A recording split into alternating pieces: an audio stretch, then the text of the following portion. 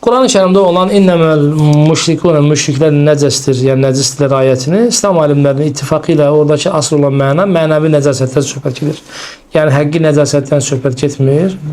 Ona göre de yani bir insan öz atası, öz anası, yakın insanların abdest aldığı zamanda yani eli ona değse abdesti bozulmaz. Ayrıyeten insanın elinin necasete değmesi ümmet abdesti bozmur. Abdesti bozanın şartlarda dahil değildir. Kısa olarak elin müşrike değmesi, necasete değmesi insanın abdestini bozmur. Sadece bir qadağan var. İnsanın elinin necasete bulaşmasına, necasetten oynamasına bu haramdır. Yani necasete el vurulmaz. Zerureten necasete el vurulur ki o da nedir?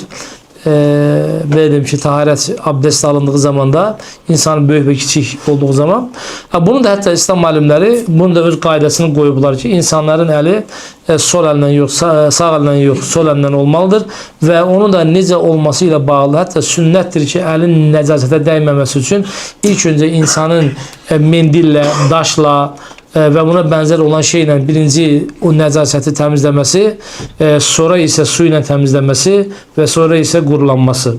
Tamam mı? Yani ağır bir necasete elinin değmemesi en önemli olan tələblərdendir. Tabii ki burada bir sual çıxacaq. Belki bugün analar öz uşaqlarını yani yuyurlar necələsinlər. İslam alimləri buna zəruri babdan cavaz vermişlərdir. Yani bu o baba girmir. Yani orada onların ellerinin değmesi, övrətlərinə değmesi, yaxud da ki onları yümələri inşallah ki nədir?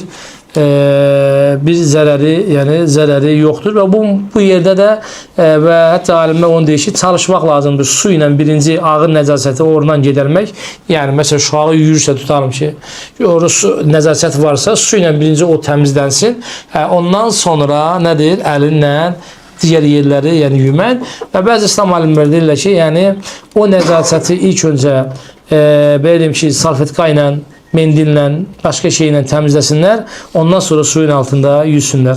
Doğrusunu Allah bilir. Bu mesele bu şekilde.